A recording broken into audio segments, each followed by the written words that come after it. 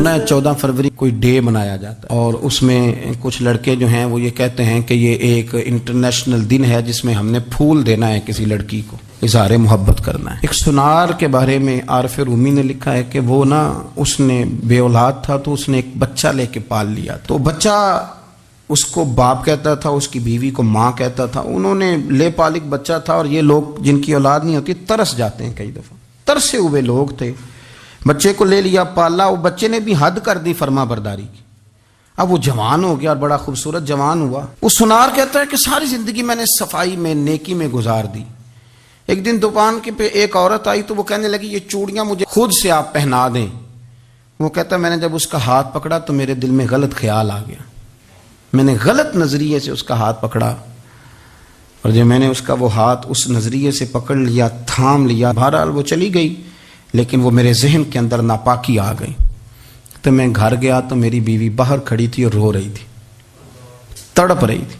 मैंने उसे कहा क्या हुआ, तो वो कहने लगी कि बच्चा सारी जिंदगी फर्मा बरदार रहा, मैंने माँ बन के पाला, पर आज उसने गलत जहन से मेरा हाथ पकड़ लिया है और मैं तड़प गई हूँ, टूट गई हूँ कि ये अगरचे ले पालक था, किसी का था, पर मैंने तो पुत्र समझ के पाला था, ये क्या हुआ। वो कहता मेरी चीख निकल गई तो मैंने उसे कहा कि ये उसकी गलती नहीं, ये मेरी गलती है। मैंने बाहर आज नज़र गंदी की है तो रब ने मुझे सज़ा दी, ये मुझे सज़ा मिली है। तू किसी की बहन को फूल भेजना चाहता है तो अगर उसी रात तेरी बहन को फूल आ गया तो किसी की बेटी पर गंदी नज़र डालता है तो अगर ये तेरे घर में ये कर्ज चुकाना पड़ा। वो एक दोस्त है तो वो पसंद की शादी कर रहा था उसके घर में, तो उसकी बहन ने कहा है उससे, उसकी बहन ने कहा, उसने कहा भाई तू मर्जी की शादी कर रहा है, मेरा अब्बा अपनी पगड़ी तेरे पैरों में रखता है, माँ दुपट्टा रखती है कि बेटे हम तबाह हो जाएंगे ना कर, और आज अगर तेरा ये हाल है तो फिर मुझे भी इजाजत दे, मैं भी मर्जी की शादी करूँ। तो वो कांप गया बुरी तरह से। वो कहता है ये तू क्या कह रही है। उसने कहा तू तेरे लिए अगर ये जायज है तो मेरे लिए कैसे मना हो गया। तो ये कोई मुहज्जब कौमें नहीं जो ऐसे करती हैं, ये कोई तालीम याफ्ता होने की या गोरा चिट्टा होने की अलामत है। क्या आप किसी को फूल भेजेंगे, शर्म नहीं आती। मुहज्जब कौम और शरीफ लोग कौन होते हैं। मेरे नबी करीम अलैहिस्सलाम ने फरमाया अल हयाउ मिनल ईमान, हया तो ईमान का हिस्सा है। अगर तेरी नजर ज्यादा झुकी हुई है तो ज्यादा हया वाला है। इसलिए ये कोई गंदमंद किसी जगह भी किसी शख्स को करने की इजाजत नहीं, वरना याद रखें इसलिए कि जब आपके घर में बहू बेटियां हैं, बहनें हैं, फिर भी आप ये ज़ौक़ बनाएं तो फिर पता नहीं क्या सोचती है दुनिया, कहाँ रुकेंगे। इसलिए ये सारी रसूमात उन लोगों की हैं जो बेहयाई को प्रमोट करते हैं और फिर तरह तरह के वायरस उनकी ज़िंदगियों में आते हैं, फिर उनकी लाशों से ताफुन निकलता है, ताफुन, और फिर ये हाल होता है कि वो दफनाने के नहीं जलाए जाने के काबिल हो। अल्लाह से डरे, अल्लाह हमारे हाल पे रहम फरमाए। इसलिए कोई इंसान जो होता है वो खारजी असर ज़रूर कबूल करता है, और अब चूँकि ज़माना है प्रिंट मीडिया का, इलेक्ट्रॉनिक मीडिया का, सोशल मीडिया का, तो किसी कोने में कोई ख़बर होती है तो वो फैल जाती है। चीज़ों के अच्छे असरात भी होते हैं और बहुत ज़्यादा बुरे असरात भी होते हैं। हमारी औरतें घरों के अंदर बैठी थीं, बहुत सारी चीज़ों से आगाह नहीं होती थीं। अब वो घर के अंदर मौजूद हैं तो बहुत सारी चीज़ें घर के अंदर मीडिया के ज़रिए उन तक भी पहुंच जाती हैं। खैर की चीज़ें पहुंचना बड़ा अच्छा है, बड़ा मुबारक है, उससे बेहतरी पैदा होती है।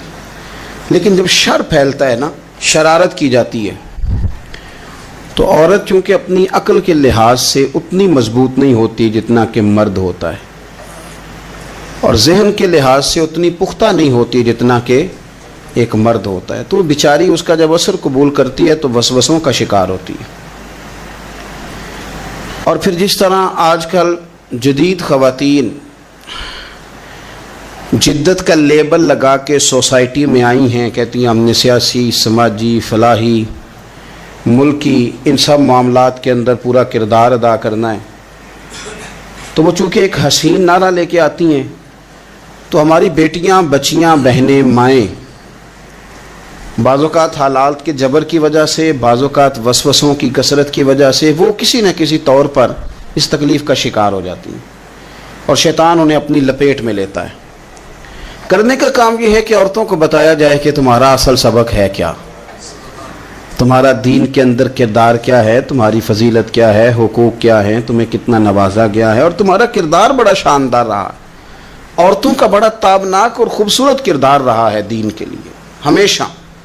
بلکہ جتنے لوگ دین کے لیے تیار ہوئے، عالم ہوں، مجاہد ہوں، غازی ہوں، استاد ہوں، حافظ ہوں، ان سب کو تیار کرنے والی مائیں ہیں، اور وہ پوری جد و جہد کے ساتھ بھیجتی، تیار کرتی، محنت کرتی۔ انہوں نے ان کی تیاری میں بھی اور آبیاری میں بھی خوب کردار ادا کیا۔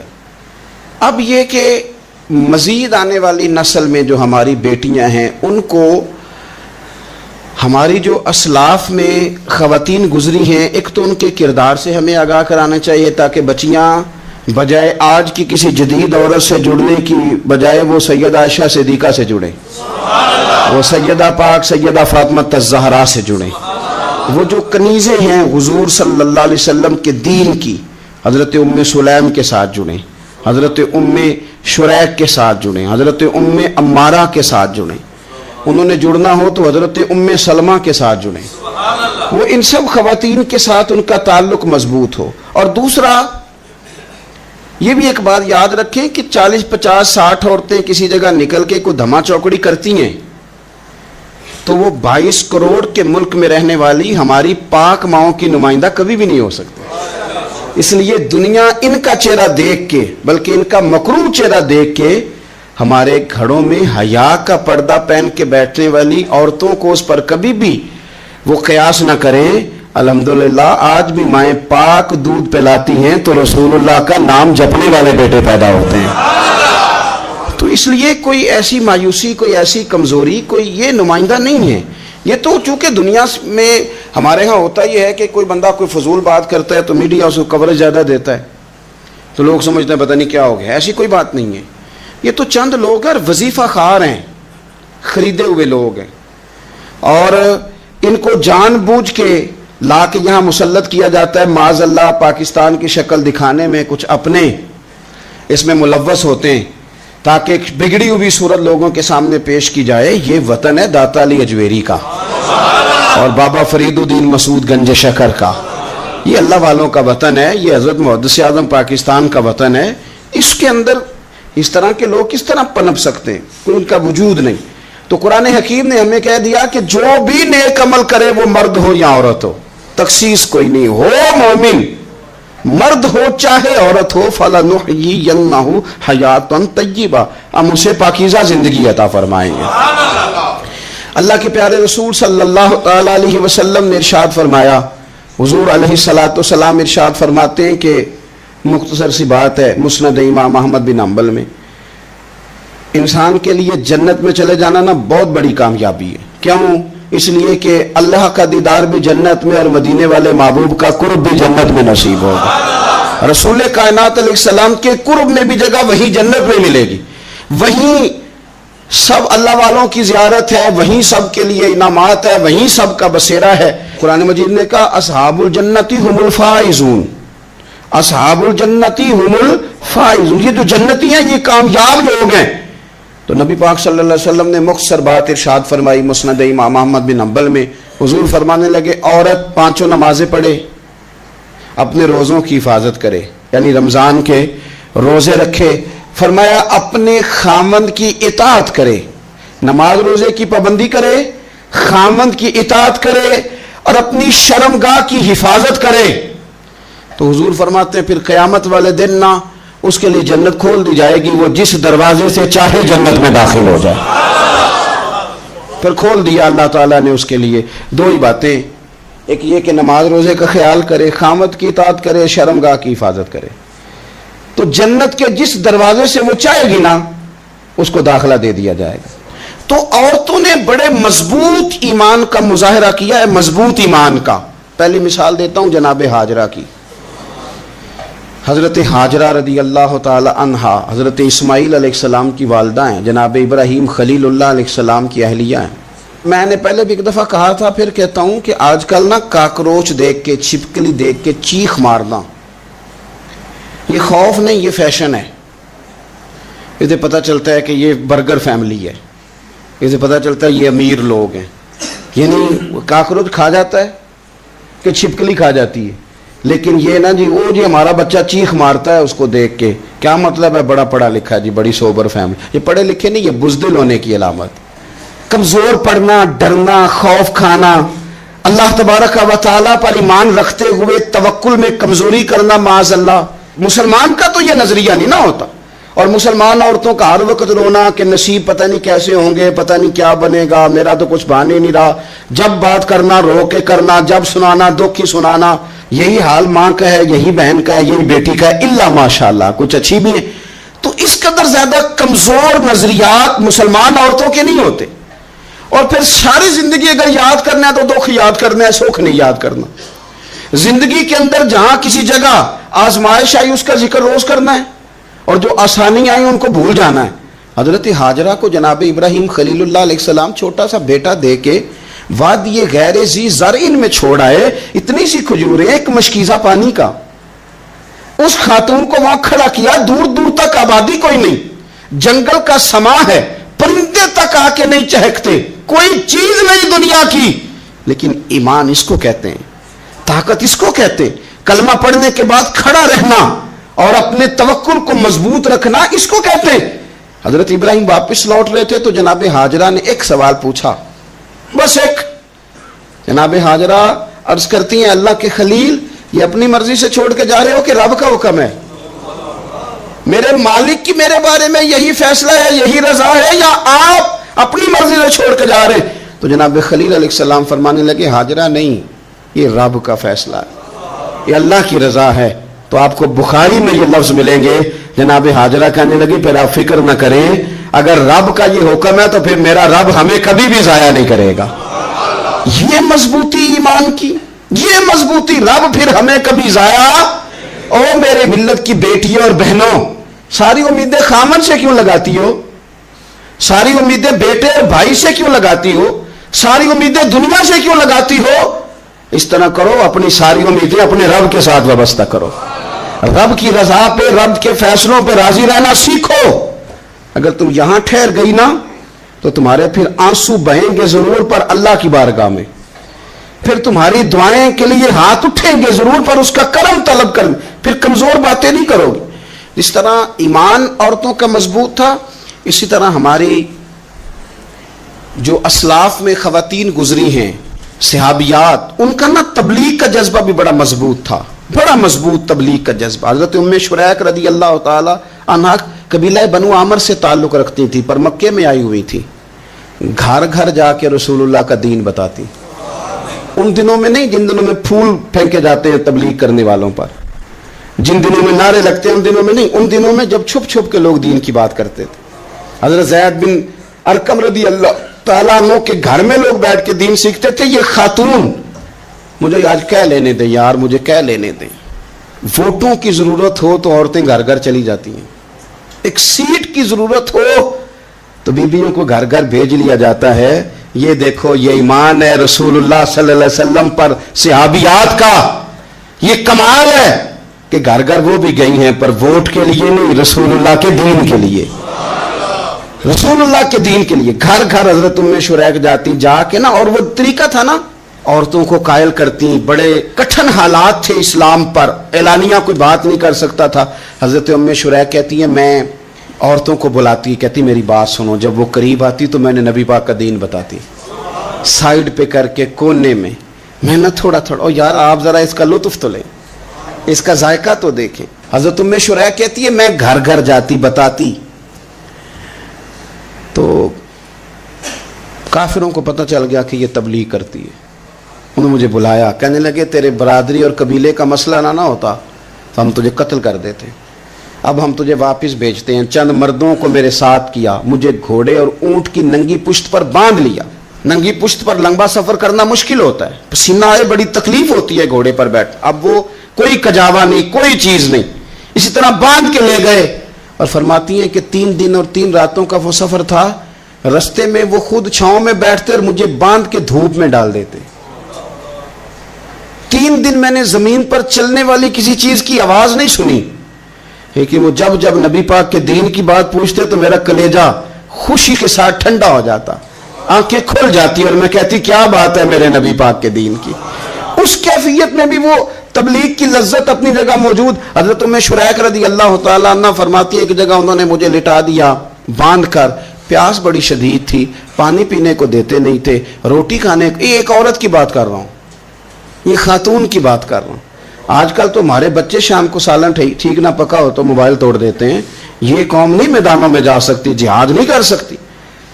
خاتون کہتی ہے کہ شدید پیاس تھی اور مجھے باندھ کے لٹایا ہوا تھا. مجھے جب تکلیف بڑھ گئی تو اچانک میں نے دیکھا پانی کا ایک ڈول برآمد ہوا ہے. میں نے اسے تھوڑا سا پی لیا, پر طلب ابھی باقی تھی. وہ پھر آ گیا برتن, میں نے پھر پیا. طلب ابھی باقی تھی, پھر برتن آ گیا. امام ابو نعیم نے اس کو لکھا ہے حلیۃ الاولیاء میں, فرماتے ہیں تیسری دفعہ وہ پھر بھرا ہوا ڈول پورے کا پورا آ گیا. اب میں نے پیا بھی, اپنے کپڑوں پہ بھی چھڑکا. جب وہ سارے بیدار ہوئے تو مجھے آگے کہنے لگے کہ تو نے ہمارا پانی استعمال کیا ہے. فرماتی ہے پھر انہوں نے اپنے برتن دیکھے, مشکیزیں دیکھے تو بھرے ہوئے تھے. میرے قریب آ کے کہنے لگے یہ پانی کہاں سے آیا؟ تو میں نے کہا تم ابھی میرا عقیدہ نہیں سمجھے, یہ میرے رب نے مجھے دیا ہے, میرے رب نے مجھے دیا. فرماتی ہے مجھے باندھ کے لے جا رہے تھے, پر جب میری بات سنی نا تو بول کے کہنے لگے ہمیں سمجھ آ گئی ہے تیرا دین ہمارے دین سے بہتر ہے, تیرا عقیدہ ہمارے عقیدے سے بہتر ہے. اور ایک روایت میں یوں بھی ہے کہ وہ باندھ کے لے جا رہے تھے, پر یہ کمال دیکھا تو کلمہ پڑھ کے مدینے والے کے غلام بن گئے. صحابیات نے نا بڑا جم کے دین کا کام کیا. عقیدہ, پھر تبلیغ, پھر میدان جہاد. عورتیں جہاد میں جایا کرتی تھیں, وہ زخمیوں کو پانی پلاتی تھیں, مرہم پٹی کرتی تھیں. پہلے اپنے جسم کے ساتھ بڑی بڑی پٹیاں لپیٹ کے لے جاتی, جہاں کسی زخمی کو ضرورت ہوتی وہ پٹیاں کرتی, اور اعصابی طور پر مضبوط رہ کے. میدان کے اندر جہاد وہ بندہ کرتا ہے جو یقین کامل کی دولت جسے نصیب ہو, جسے پتا ہو کہ یہ میں مروں گا تو میرا مرنا رائے گا نہیں, اللہ مجھے شہادت کا درجہ عطا فرمائے گا. لیکن اگر یہیں سے بندہ اپنے آپ کو مطمئن نہ کر سکے تو میدان میں جائے گا.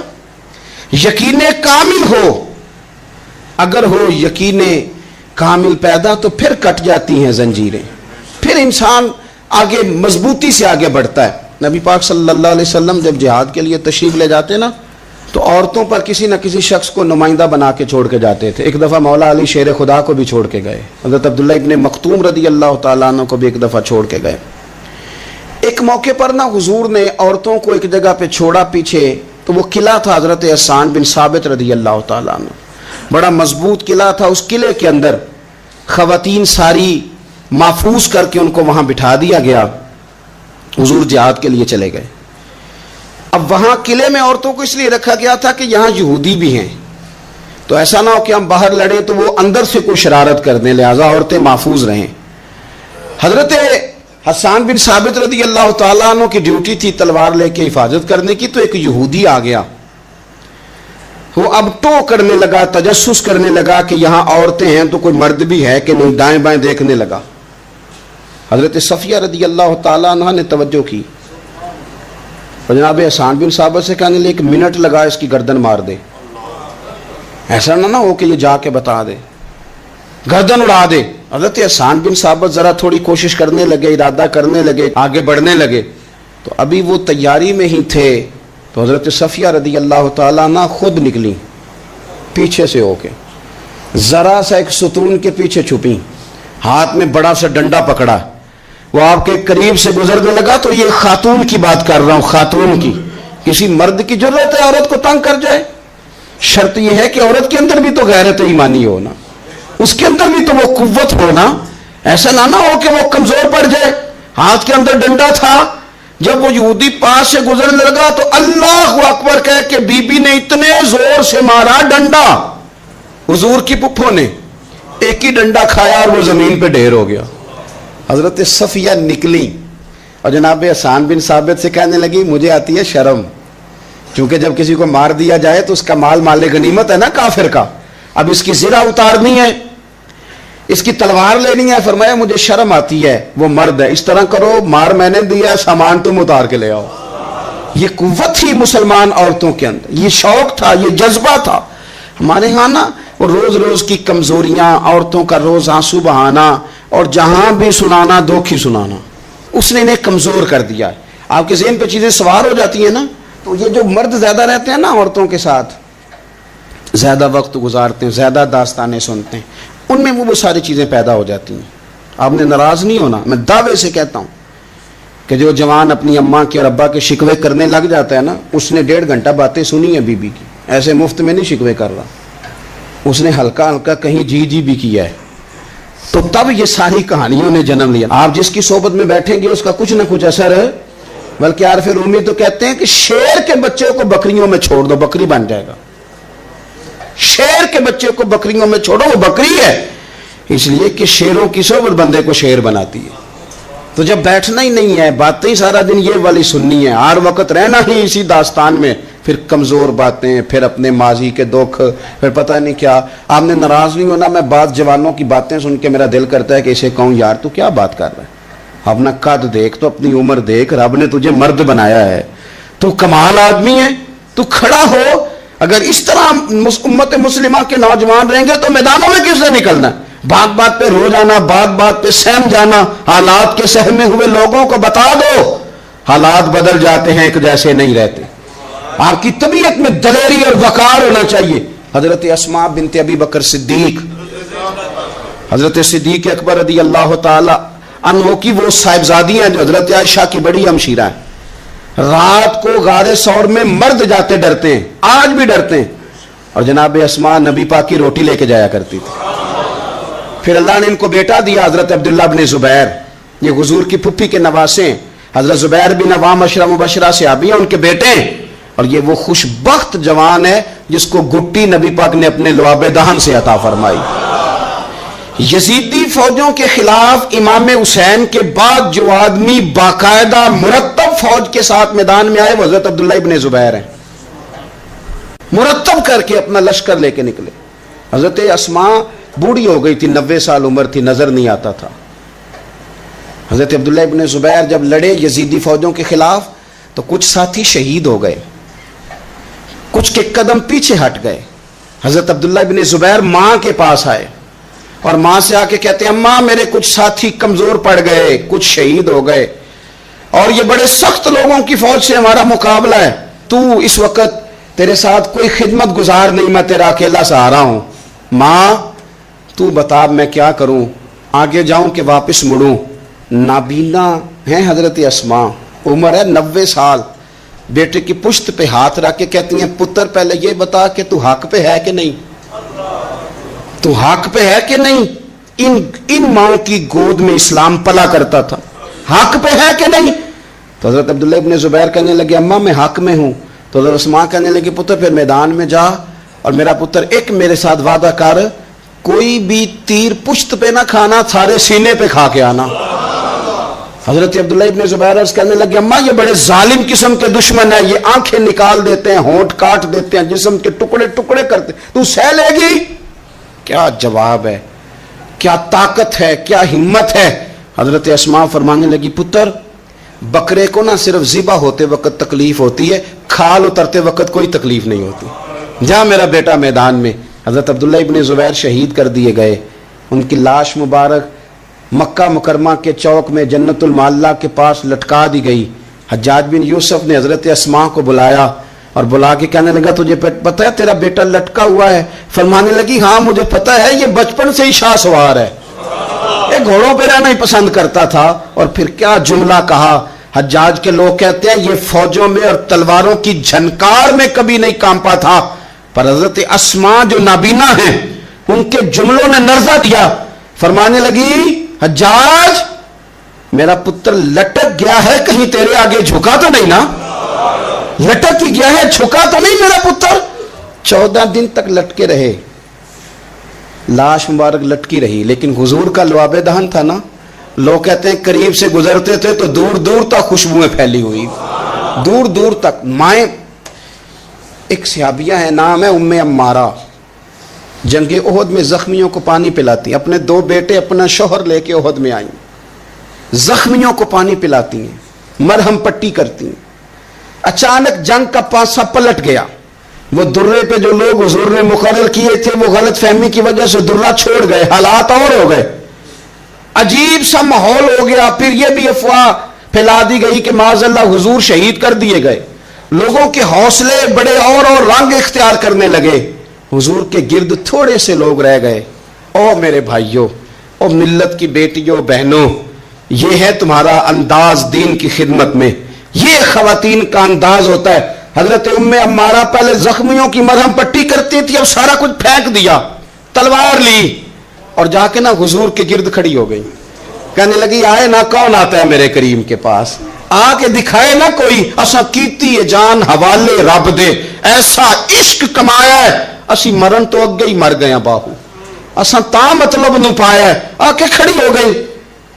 حضور فرماتے ہیں میں دائیں دیکھتا تھا تو ام عمارہ ہوتی تھی، میں بائیں دیکھتا تھا تو ام عمارہ ہوتی تھی، آگے دیکھتا تھا تو ام عمارہ، پیچھے ام عمارہ. حضور فرمانے لگے تو بہت سارے لوگوں سے سبقت لے گئی ہے، تو بڑے سارے لوگوں سے آگے نکل گئی ہے. ان کو زخم لگ رہے ہیں، تیر آ رہے ہیں، پر خاتون ہو کے ڈٹی ہوئی ہیں. رسول اللہ صلی اللہ علیہ وسلم کے سامنے کھڑی، حضور پر آنے والے تیر اپنے وجود پہ لیتی ہیں.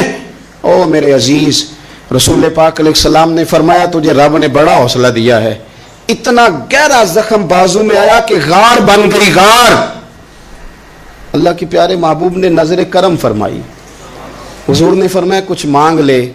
کہنے لگی سونیا اگر میری خدمت قبول ہے تو دعا کر دیں اللہ قیامت کے دن بھی آپ سے دور نہ کرے، رب دور نہ کرے. حضور نے دعا کر دی، اے اللہ اس کو اور اس کے خاندان کو قیامت میں بھی میری رفاقت دینا.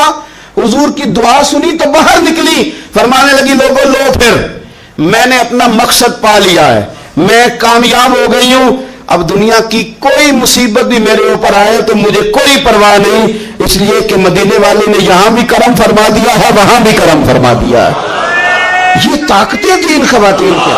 ایک تابعی بزرگ تھے حضرت ابو عبد الرحمن فروغ، صاحب تاریخ بغداد نے لکھا ہے وہ جہاد پہ چلے گئے. 30,000 دینار اپنی بیوی کو جاتے دفعہ دے گئے. کہنے لگے لو پاس رکھ لو. اور بیٹا بھی ماں کی گود میں ہی تھا. کچھ نے لکھا پیدا ہو چکے تھے، کچھ کا کہنا ہے کہ ان کے جانے کے 1-2 ماہ بعد بیٹے کی ولادت ہوئی. اور بیٹے کا نام کیا ہے؟ ربیہ بن ابو عبد الرحمن. اور یہ بیٹے وہ ہیں جو حضرت امام مالک جیسے لوگوں کے استاد ہیں، حضرت حسن بصری جیسے لوگوں نے ان سے پڑھا. خود جہاد پہ چلے گئے. آج تو فوجیوں کی نوکری ہے نا جی، ان کا یہ نظام ہے کہ وہ جاتے ہیں، انہیں تنخواہ ملتی ہے، چھٹی پہ آتے ہیں. اس زمانے میں یہ تھا کہ مال غنیمت سے حصہ ملتا تھا. اور فتوحات کا یہ طریقہ تھا کہ یہ علاقہ فتح ہوا تو آگے چلے گئے، وہ فتح ہوا تو آگے چلے گئے، وہ فتح ہوا تو آگے چلے گئے. کسی نے لوٹنا ہے تو پابندی نہیں تھی، لوٹ سکتا ہے. کچھ لوگ جہاد میں رہتے تھے. حضرت ابو عبد الرحمن فروغ 27 سال جہاد میں رہے. 27 سال. یہاں تو خاوند باہر ہو تو بہت ساری عورتیں کہہ دیتی ہیں کہ تیرے ابے نے نظر پیسے کمائے. مصیبتیں تو ساری میں نے دیکھی. معاذ اللہ بعض جگہ، سب نہیں لیکن بعض جگہ کہہ دیتی ہیں کہ وقت تے سارے میں کیتے. 27 سال شوہر چلا گیا، واپس نہیں آیا. 30,000 دینار دے کے چلے گئے. 27 سال کے بعد خیال آیا گھر کا. اب بیٹا محدث بن گیا، عالم بن گیا. اور کمال یہ کہ رہتے کہاں تھے؟ حضور کے مدینے میں، مدینہ النبی میں، مدینہ منورہ میں صلی اللہ تعالی علیہ وسلم. اور ان کے صاحبزادے حضرت ربیہ یہ مسجد نبی میں، حضور کی مسجد میں بیٹھ کے نبی پاک کی حدیث پڑھایا کرتے. آئے گھر، دروازے پہ دستک دی. صاحبزادے نے دروازہ کھولا. نہ باپ بیٹے کو پہچانتا ہے، نہ بیٹا باپ کو. جناب ابو عبد الرحمن اندر داخل ہونے لگے تو صاحبزادے نے کہا بوڑھے میاں میرے گھر میں بغیر اجازت کے کیوں داخل ہو رہے ہیں؟ تو وہ کہنے لگے تو بتا تو نے میرے گھر پہ قبضہ کیوں کر رکھا ہے؟ اب جب بات زیادہ بڑھ گئی تو دونوں جانب سے لوگ جمع ہو گئے. شور اٹھا تو اندر سے والدہ نے سنا، پردہ سرکا کے دیکھا کہ میرے شوہر آ گئے 27 سال کے بعد. 27 سال کے بعد. تو آپ اپنے صاحبزادے سے کہنے لگی بیٹا ان کو اندر آنے جو تمہارے والد ہیں. بڑا روئے باپ بیٹا، بڑا روئے. ماں اور بیٹے کی محبت کا بھی اندازہ نہیں، پر قرآن پاک پڑھے نا تو 2 مثالیں باپ اور بیٹے کے پیار کی بھی ملتی ہیں. ایک حضرت یعقوب علیہ السلام کا جناب یوسف سے پیار، اور ایک حضرت ابراہیم کا حضرت اسماعیل سے پیار، اور جناب اسماعیل کی جناب ابراہیم کی فرما برداری کی مثال. اس کا بھی جواب کوئی نہیں. باپ اتنا رو رہے ہیں اور بیٹے کی یاد میں، اس کا بھی اندازہ کوئی نہیں کر سکتا. باپ بیٹا مل کے بڑا روئے. عصر کی نماز کا وقت ہو گیا. حضرت ربیعہ جو محدث ہیں وہ وضو کر کے مسجد شریف چلے گئے. یہ ابھی چونکہ سفر سے آئے تھے, انہوں نے کھانا وانا کھایا, تھوڑی دیر بیت گئی تو یہ نہیں پوچھا پیچھے حال کیا رہا. پوچھتے ہیں اپنی بیوی سے میرے 30,000 دینار کہاں ہیں؟ تو اہلیہ کہنے لگی مسجد جائیں نا, حضور کی مسجد میں عصر پڑھ کے آئیں, پھر میں بتاتی ہوں پیسے کہاں ہیں. حضرت ربیعہ نے امامہ باندھا, جبہ پہنا, حضور کی مسجد میں بیٹھے اور حدیث پاک کا درس دے رہے ہیں. سامنے حضرت حسن بصری جیسے, امام مالک جیسے لوگ بیٹھے ہیں. حضرت ابو عبد الرحمن فروغ جو ان کے والد تھے, عصر کی نماز پڑھ کے نا تو پوچھتے ہیں ایک شخص سے, یہ کون ہے نوجوان کالی داڑھی والا, عمر زیادہ نہیں پر کس طرح شوق سے حضور کا دین بیان کر رہا ہے, کون ہے؟ تو بتانے والے نے کہا کہ حضور ایک نا ابو عبد الرحمن نام کے بزرگ ہیں, وہ 27 سال سے جہاد میں گئے ہوئے, یہ ان کا بیٹا ہے.